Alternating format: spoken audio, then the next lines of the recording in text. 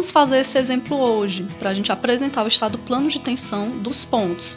A gente tem aqui uma viga, representada aqui a distribuição de forças que agem sobre ela, e também as distâncias às quais essas forças estão agindo. E também a gente tem aqui a representação do corte transversal dela.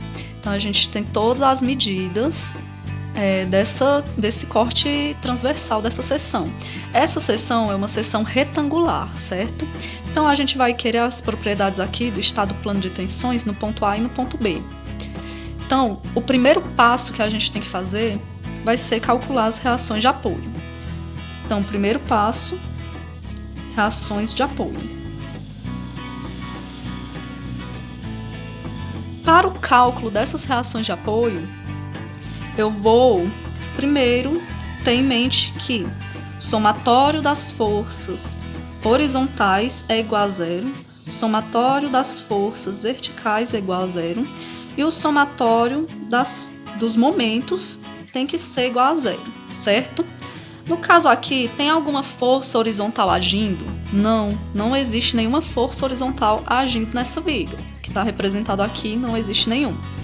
Então, eu vou representar aqui minha normal sendo como zero, certo? Já que não tem nenhuma força agindo. Já na vertical, temos forças agindo? Sim, temos essa força pontual de 100 kN e essa força distribuída uniformemente de 48 kN por metro. Então, o que é que a gente faz? A gente vai fazer assim. Aqui, nos pontos de apoio, a gente tem também reações forças verticais, né? Que é a VA para cima, a gente vai representar para cima. E aqui eu vou chamar de VD, certo? Porque eu representei essa viga como esse sendo aqui o ponto A, aqui o ponto B, aqui onde essa carga pontual de 100 está agindo, eu representei como sendo ponto C. E aqui nesse outro apoio eu representei como sendo ponto D, certo? Então, eu venho aqui e todas as forças verticais que estiverem para cima, eu boto como positiva, as que estiverem para baixo, eu boto como negativa. Então, vou fazer assim, VA, vou fazer o somatório de todas elas igual a zero, certo? Então, VA está para cima, então é positivo, menos 100, que está para baixo, então é negativo, por isso que eu botei menos, vamos fazer essa carga distribuída, 48 vezes 6, na verdade vezes 6 não, né? 6 é daqui para cá. Aqui para cá é 1,5, então vezes 7,5. Menos porque está para baixo. E aqui mais VD, porque VD está para cima, igual a zero.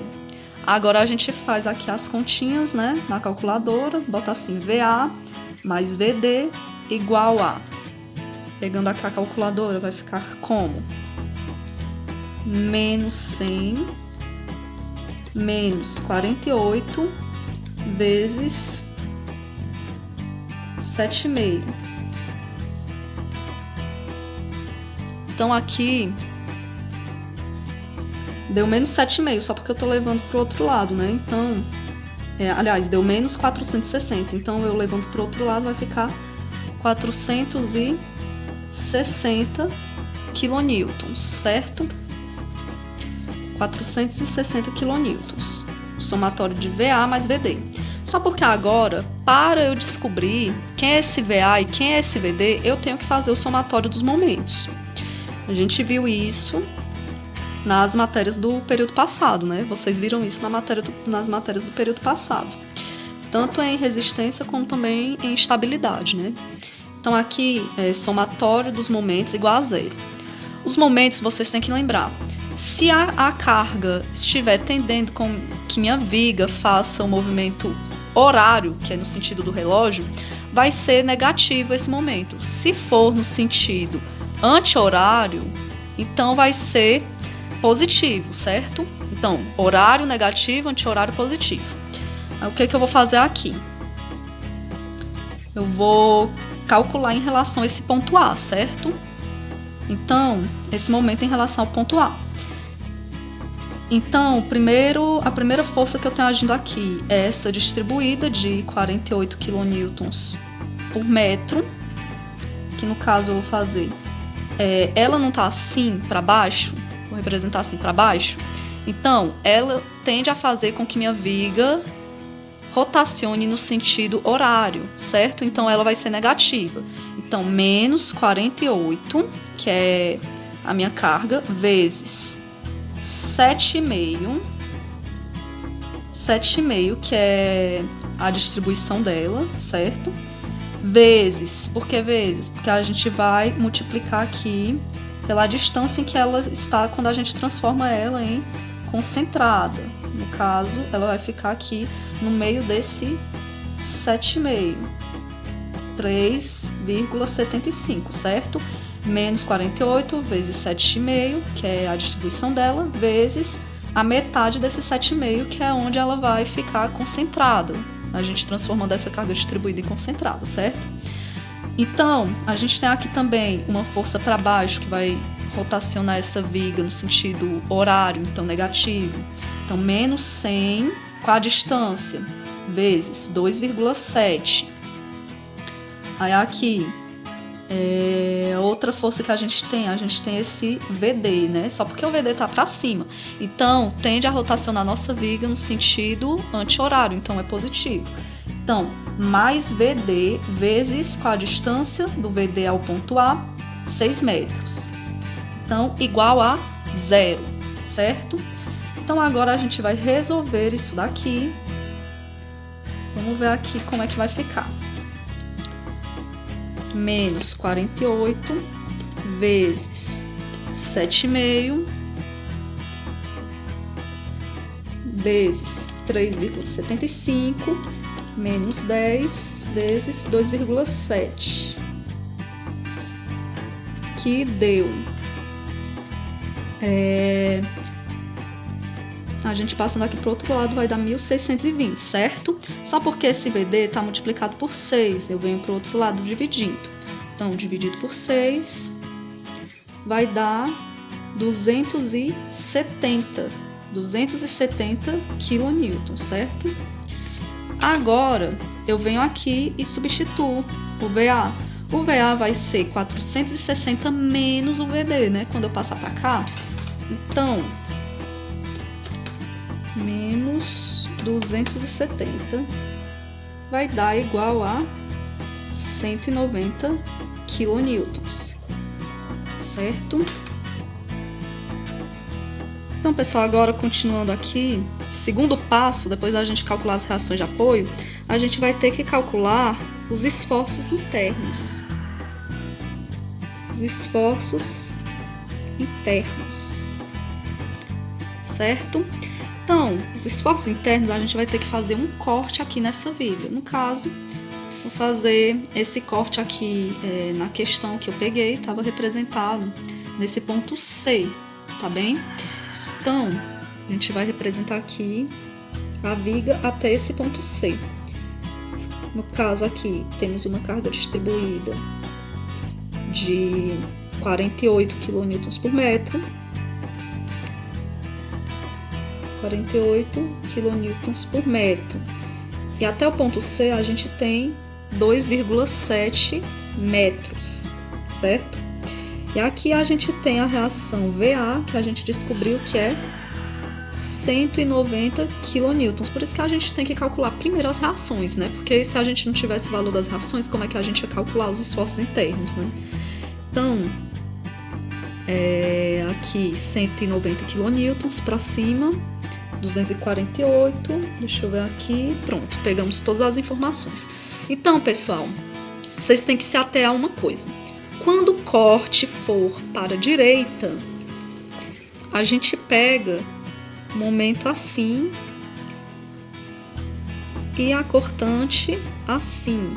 Quando o corte for para a esquerda, né? Quando o corte for para a esquerda, a direita, quer dizer, a gente pega o momento desse jeito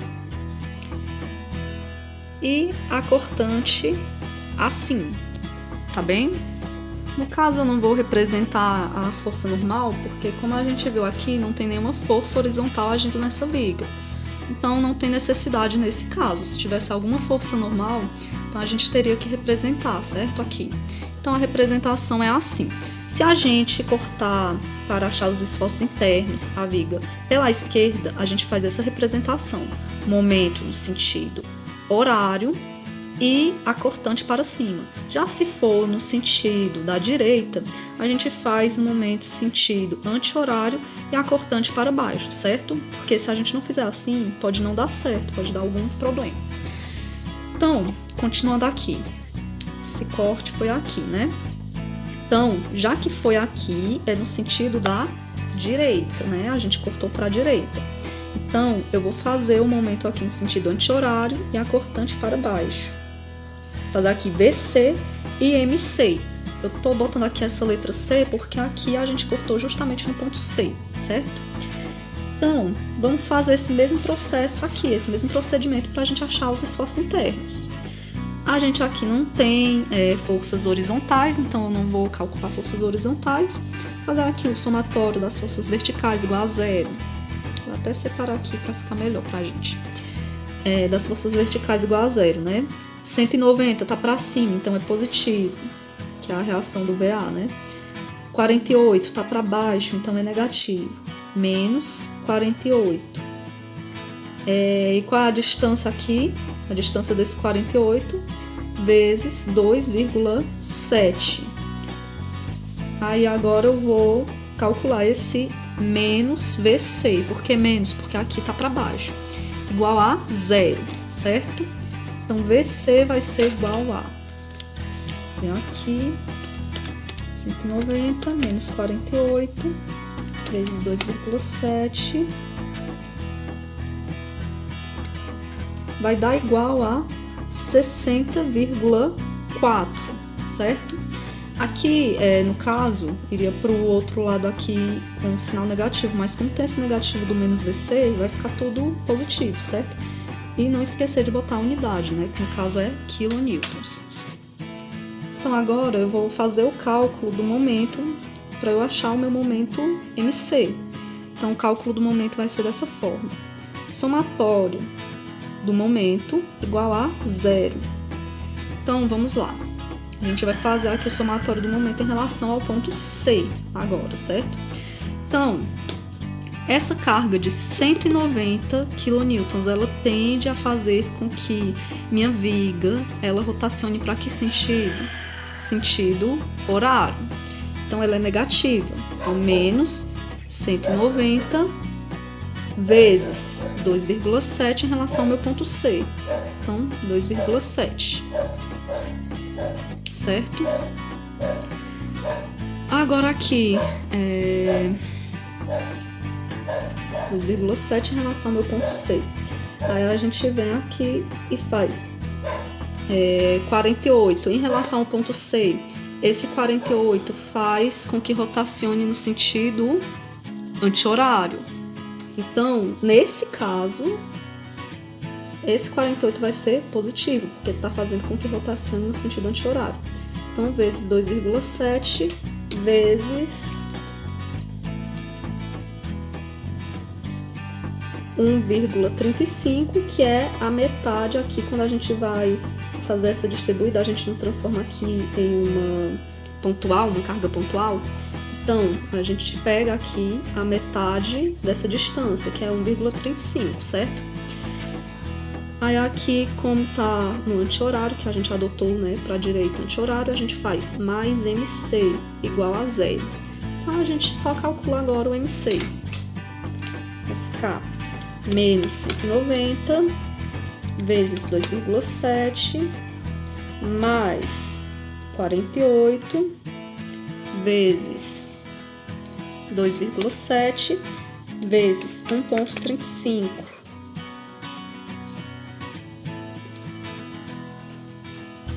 Deu 338,04 quilonewtons vezes metro, que é a unidade de momento, tá bem?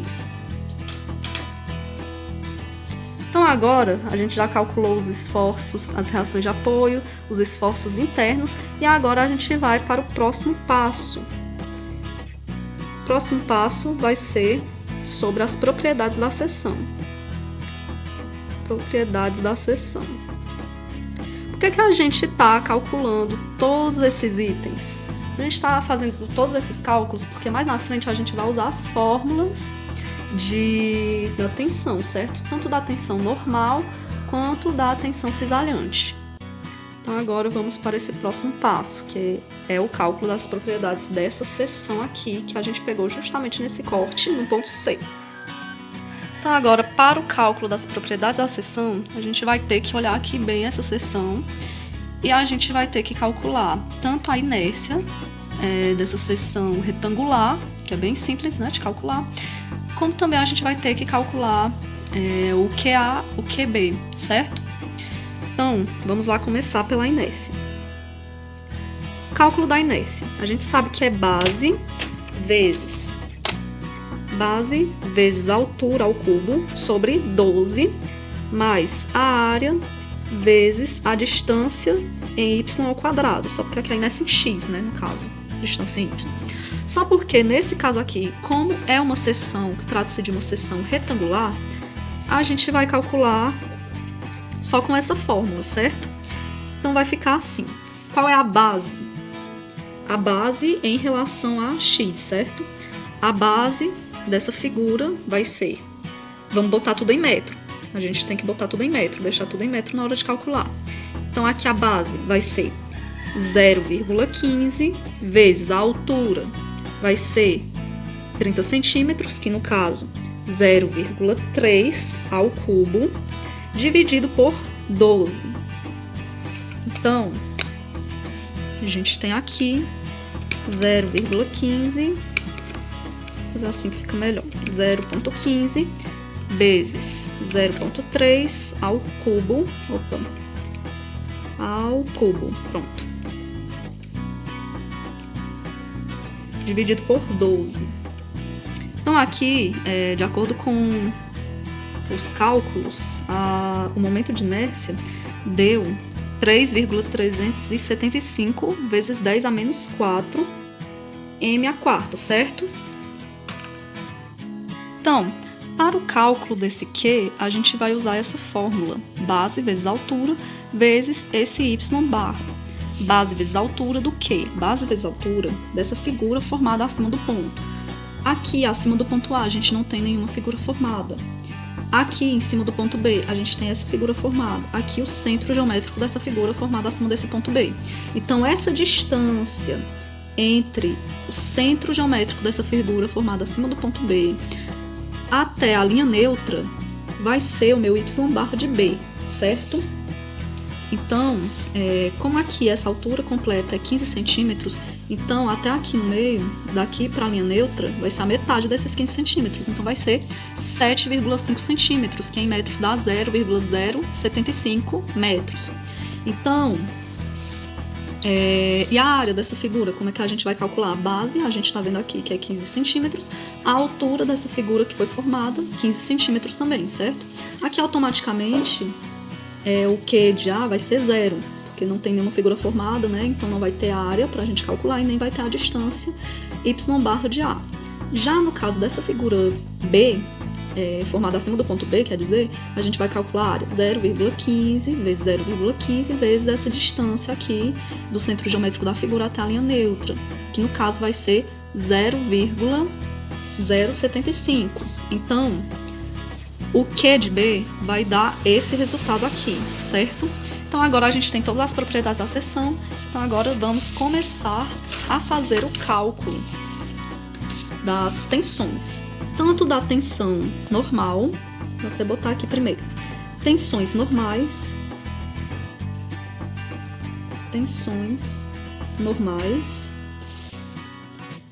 e as tensões cisalhantes.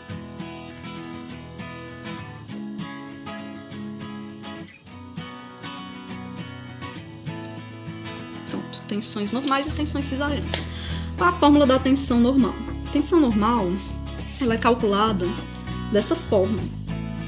N sobre A, que é a força normal sobre A, menos, esse menos aqui já é da fórmula, certo? Menos M vezes Y sobre I. Essa é a fórmula da tensão normal. Por que a gente faz isso? Porque a tensão normal, ela não é uma tensão pontual, certo? Ela distribui sobre toda a viga, por isso que a gente tem que fazer esse somatório. E nesse caso aqui das tensões cisalhantes, a gente tem aqui tensão cisalhante igual V, que é a cortante, que a gente calculou lá nos esforços internos, vezes o Q, dividido por I, que é o momento de inércia, vezes T, certo? Que é a espessura. Então, a gente tem essas duas fórmulas. A gente tem essas duas fórmulas, da tensão normal e da tensão de cisalhamento. Primeiro, vamos descobrir a tensão normal em A, certo? Esse meu símbolo aqui está parecendo um 6, mas não tem problema. Tensão normal em A. Primeiramente, nessa fórmula, para essa questão, a gente vai desconsiderar essa parte aqui. Por quê? Porque, como a gente viu, não tem nenhuma força agindo horizontalmente, então não tem nenhuma força normal. Então, a gente vai considerar apenas essa parte, certo? Menos M vezes Y sobre I, tá bem? Então, vamos lá. Para o A, qual é o M? O momento, tanto no A quanto no B, o momento vai ser igual. A única coisa que vai diferenciar vai ser esse Y, certo? E o momento de inércia também vai ser igual. Então, eu vou até botar aqui que fica mais fácil. Vou botar aqui menos. Qual é o momento em A e o momento em B? Vai ser o mesmo, né? 338,04, que a gente viu aqui, a gente calculou aqui nos esforços internos, 0,04, e aqui também do mesmo jeito, 338,04, não esqueça de botar um menos. Se aqui tivesse um menos nesse nosso cálculo, a gente ia fazer o joguinho do sinal, né? Menos com menos, aí aqui ia ficar mais. Não pode errar essa situação, certo? Então aqui, o momento de inércia, a gente calculou e viu que é 3,375 vezes 10 a menos 4, 3,375 vezes 10 a menos 4. Agora, esse Y aqui. Esse Y é diferente daquele Y no barra que a gente calculou aqui no QA e no QB, certo? Esse Y, na verdade, é a distância do ponto à linha neutra. Então, a distância desse ponto para a linha neutra, do ponto A à linha neutra, vai ser de quanto? Vai ser de 15 centímetros. Então, 0,15. A distância do ponto B para a linha neutra vai ser 0. Por quê? Porque o ponto B está em cima da linha neutra. Então, para o meu ponto B, o meu Y é 0. Para o meu ponto A, o meu Y é 0,15. Vou até botar aqui. B está em cima da linha neutra. Vou botar aqui como uma observação, certo? Está em cima da linha neutra, por isso que é 0. Então, fazendo esses cálculos, a gente vai ver aqui, verificar, 338,04. Então, vocês percebam aqui que depois que eu fiz esse cálculo, assim, eu tinha esquecido de botar esse 10 a 3 aqui. A gente tem que botar, porque aqui no momento ele tá 338,04 kilonewtons, e quilo significa 10 a 3. Então, toda vez que tiver, por exemplo, aqui kNewton, a gente tem que multiplicar vezes 10 a 3 para dar newton, certo? Então, aqui eu multipliquei vezes o 10 a 3. Se esquecer desse detalhe, a gente erra, certo? Então, o resultado aqui deu para a tensão normal do ponto A, agindo no ponto A, deu menos 150,24 MPa. Então, a gente já vê aqui que só pelo sinal é uma tensão normal de compressão. Tensão normal de compressão, certo? Porque é negativo. Até botar assim, negativo. Já no ponto B, a gente verificou aqui que a tensão normal no ponto B dá 0. Por que isso? Por que isso acontece? Bom, se a gente analisar no diagrama de flexão, as tensões normais, elas são máximas nas extremidades e são nulas na linha neutra, certo? E o ponto B está justamente em cima da linha neutra. Aqui o ponto B, aqui o ponto A. Então aqui o valor do ponto A vai ser o valor da tensão normal máxima, certo? E aqui o nosso ponto B vai ser 0, de acordo com o diagrama de flexão. Diagrama de flexão. E de acordo com o diagrama de cisalhamento, acontece o contrário. Parece um D. Acontece o contrário. Nas extremidades, o cisalhamento é zero, é nulo. E no meio da viga, da peça, vamos ter o cisalhamento máximo. Então aqui o ponto B e aqui o ponto A, certo? Ponto A vai ter que dar zero, ponto B vai ter que dar o cisalhamento máximo. Aqui, diagrama de cisalhamento. Certo? Então agora vamos usar essa fórmula aqui para a gente achar a tensão de cisalhamento no ponto A e a tensão de cisalhamento no ponto B. Primeiramente, a gente tem que notar que, do mesmo modo que a gente fez aqui, que a gente usou o mesmo momento, a mesma inércia, nesse daqui também a gente vai usar, só porque no caso não vai ser o momento, né? Vai ser a mesma cortante e a mesma inércia. Lembrando, tensões normais são causadas por momentos fletores e por forças normais. Tensões tanto de tração quanto de compressão. Tensões cisalhantes são causadas por forças cortantes, certo? Então, a gente tem aqui tensão normal no ponto A. O V, como a gente calculou aqui, vai ser 60,4, olha, quilonewton. Então, a gente bota vezes 10 a 3, certo? Do quilo. Vezes, qual foi o Q de A? O Q de A deu zero. Por quê? Porque não há figura acima do ponto A. Vezes zero. Então, já estou vendo aqui que vai dar zero, né? Mas vamos continuar aqui. O I, que é o momento de inércia, deu 3,375 vezes 10 a menos 4. Vezes, qual é o T aqui no A? Vai ser 0,15, porque é a espessura, certo? A espessura da seção. Então, 0,15. Então, isso daqui a gente já sabe que vai dar zero, né? Então, a teoria aqui é verificada por meio desses cálculos. Porque o diagrama de cisalhamento diz que nas extremidades o cisalhamento é nulo. E realmente, de acordo com nossos cálculos, o cisalhamento no ponto A, que é o ponto que está na extremidade, ele é nulo, certo? Essa tensão de cisalhamento é nula. Já a tensão de cisalhamento em B, a gente vai fazer aqui, usar a cortante, a mesma cortante, 60,4 vezes 10 a 3, vezes.